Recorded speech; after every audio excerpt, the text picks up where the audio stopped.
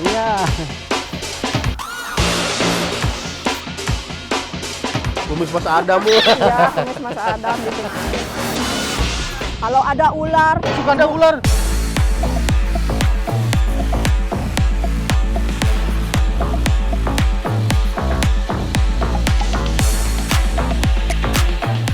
The power of emak-emak nih, tangan terampil mereka jadi pembawa cuan. Mulai dari pohon kawung yang menjelma jadi kekuatan ekonomi warganya dan lihainya tangan ibu-ibu pencabut duri. Dalam bahasa Indonesia, kawung dikenal dengan pohon enau atau aren. Hampir semua masyarakat di Desa Cikaung, Kecamatan Tanjung Siang, Kabupaten Subang, Jawa Barat, berprofesi sebagai pengrajin kawung alias aren. Uniknya, kebanyakan pengrajinnya itu wanita alias emak-emak. Lihat saja, semuanya sibuk berkreasi. Dari bahan baku inilah, nantinya bisa disulap menjadi sapu ijuk dan atap kaung. Bahkan Gubernur Jawa Barat Deddy Mulyadi juga pesan atap kaung dari Desa Cikaung, pusatnya pengolahan pohon kaung loh. Iya, bisa. Oh, Wah. berat. Aman. Awas, aman. Ini nih. Apa itu Titisan tajam? Samson. Aduh. Iya. Udah belum ya? Oh, Cepet deh. Belum ya, sudah. Katanya cut. Sudah cut, belum. Aduh. Bagian pohon aren yang diolah bukan dari daun, batang, atau buahnya ya, tapi selimut batangnya. Bentuknya sih mirip serabut, tapi lebih kasar. Bahan baku selimut aren didapat dari Subang, Cianjur, Sumedang, dan Pleret, Purwakarta. Nah, selimut batang aren dari Sumedang kualitasnya super. Biasanya lebih berat, besar, dan kuat. Pantas saja sekali bawa 2 gulung, beratnya maksimal.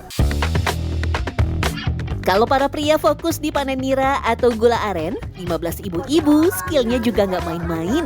Dalam satu hari, mereka bisa menghasilkan 50-70 kg serabut kaung atau aren. Ibu belajar nyisir ini dari mana waktu itu? Oh gitu, turun temurun ibu. Sama ibu duduk. Nenek udah di sini. Buset, nenek nih nyisir sampai ke cucunya sekarang ya. Para pengrajin kaung mayoritas berusia 35 sampai 50 tahun. Bahkan ada lansia juga loh. Tapi tenaganya nggak kalah strong. Nggak hanya itu saja, satu keluarga ada yang berprofesi sebagai pengrajin kaung. Mulai dari nenek, anak, sampai cucu. Dalam sehari, para pengrajin bisa membersihkan puluhan gulungan selimut aren. Tentunya butuh stamina, ketelitian, dan kesabaran ekstra ya. ada durinya. Nanti kena tangan. Kalau kadang-kadang ada makhluk, ada apa? Binatang yang menggigit. Ala, aduh sakitnya. Oh gitu? Ala. Sehari semalam. Ini kalau ada ular. Suka ada ular? Ya nggak ada. Kalau ada, amit-amit. Ya sebelumnya berdoa dulu. Oh gitu. Supaya selamat. Jadi kelihatannya gampang ya, padahal di sini Ya, banyak iya, apa banyak. namanya? Sulitannya ya. Kesulitannya. Kalau serabut aren sudah bersih dari kulit batang, kotoran maupun lidinya, baru deh direndam di dalam kolam agar serabut lebih mudah disisir dan teksturnya nggak terlalu kasar. Setelah direndam, kemudian dikeringkan seharian di bawah terik matahari. Baru deh ke proses terakhir, yaitu nyisir. Cara tradisional masih melekat, aren dipukul ke batang kayu. Rahasianya, batang sudah ditempel paku tajam. Tujuannya untuk memisahkan serabut yang kasar dan halus. Trik rahasia lainnya, serabut aren harus dicelupkan ke air terlebih dahulu. Setelah itu baru disisir. Mirip sih seperti menyisir rambut. Bedanya serabut aren kudu dipukul lalu ditarik secara perlahan. Kalau yang sudah pro, satset banget ya. Berbeda dengan yang masih pemula seperti Alvin Pep tuh. Pastinya ada saja masalahnya. Tarik semua gini. Oh, yang disisainnya di sini. Ya, iya. Oh, saya pikir yang ditarik yang di sini, bukan ya? Bukan. Jadi nggak boleh keras-keras ya? Nggak boleh. Nggak jadi. Pelan-pelan ya. Iya. Ah, gini. Tarik. Tarik. Kok susah sih? Kan gini, yang paling ininya dulu. Dikit-dikit, jangan Oh, jangan langsung gini tuh, iya, pasti iya, iya. susah. Oh iya. Jangan salah, teknik menyisir perlu jurus jitu. Untuk memukulnya, nggak boleh terlalu cepat. Bagian yang dipukul bukan bagian tengah ya, melainkan bagian depan serabut. Oh iya, jangan heran ya, kenapa serabut aren yang sudah siap jual harus dalam kondisi basah. Tujuannya agar timbangannya berat. Kebayang dong kalau tanpa dikasih air, beratnya mungkin gak lebih dari 1 kilogram.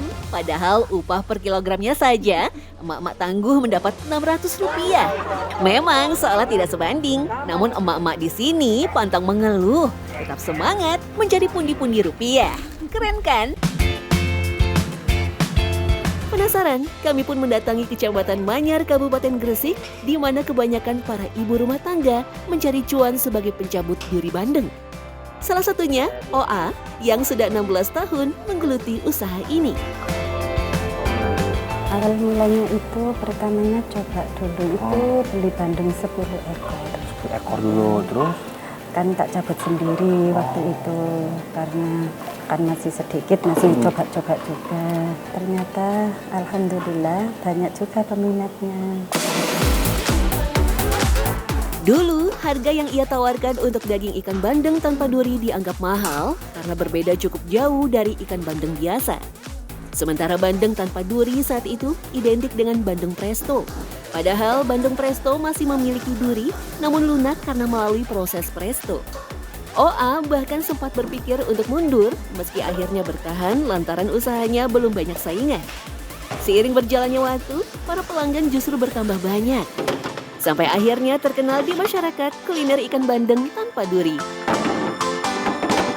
Sehari kalau sekarang Bu, bisa cabutin duri bandeng berapa ekor Bu kalau sehari? 2 dobong itu kalau yang bandeng isi 2 itu berarti 75 kilo kan beratnya. Berarti kan setara 150. 150-an ya? 150 kalau 2 dobong berarti 300. Bisa sampai 300 ekor berarti ya? Iya. Wah, 300 ekor bandeng satu hari. Mencabut duri ikan bandeng dilakukan hampir tiap hari oleh sekitar 25 ibu rumah tangga. Menghilangkan duri-duri ikan bandeng dilakukan secara manual menggunakan pisau dan pinset. Awalnya dibuat sayatan dulu di beberapa bagian tubuh ikan bandeng, barulah duri-duri halus yang ada pada daging ikan dicabuti satu persatu. Gerakan tangan para ibu rumah tangga ini sangat cepat. Hanya butuh waktu sekitar 10 menit untuk membersihkan duri 1 ekor ikan bandeng. Paling sulit itu bagian apa sih Bu? Ekornya. Ekornya? Iya. Kenapa? Soalnya ekornya itu durinya itu tebal di sana. Terus kalau motongnya nggak bisa itu putus dan ada sisa duri di sana.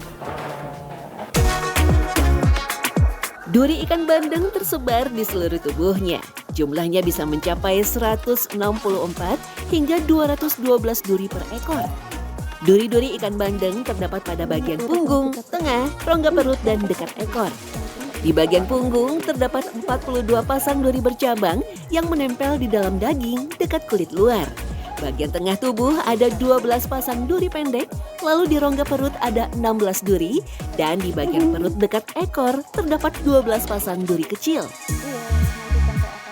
Butuh ketelitian dan konsentrasi tingkat tinggi dalam mencabut duri ikan bandeng agar daging ikan bandeng benar-benar bebas duri.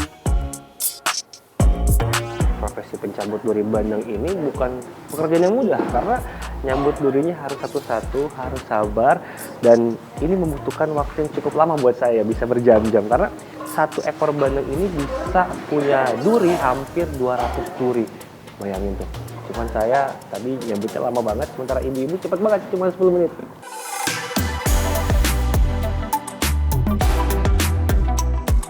Kesulitan terbesar dalam mencabut duri bandeng adalah duri harus tercabut semua. Jika duri terputus dan tertinggal di dalam daging, tentu dapat mengganggu pengolahan daging bandeng.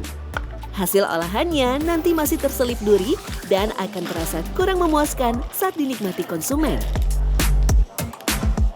Teknik atau skill khusus untuk cabut duri bandeng yang benar seperti apa sih Bu? Ya, yang penting itu caranya itu kan dipotongnya jangan sampai putus durinya. Putus. Soalnya kalau putus nanti durinya di sana itu tertinggal dan akan dikorek, jadi dagingnya tuh hancur. Wah, jadi nggak bisa buat apa-apa jadinya Bu ya? Bisa sih sebenarnya. Ya, bisa Cuma nanti kan, cuma untuk tanpa duri dia gagal gitu. Ya bisa aja dimasak gitu, tapi hasilnya kurang bagus. Oa tak pelit ilmu, ia mengajarkan semua kepada para tetangga hingga banyak yang mengikuti jejaknya menjual daging ikan bandeng tanpa duri. Semula, olahan ikan bandeng merupakan makanan khusus kerajaan, lalu kemudian menyebar menjadi makanan yang dikonsumsi oleh masyarakat umum. Gresik memang tak bisa dipisahkan dengan ikan bandeng. Berdasarkan data dari Dinas Kelautan dan Perikanan Kabupaten Gresik, tahun ini bandeng tetap mendominasi dengan produksi mencapai 90.416 ton dengan nilai 1,78 triliun rupiah. Banyaknya tambak ikan bandeng di kawasan ini juga membuat masyarakat Gresik memiliki tradisi turun-temurun dalam membudidayakan dan menjual ikan bandeng yang puncaknya terlihat dalam tradisi pasar bandeng menjelang Idul Fitri.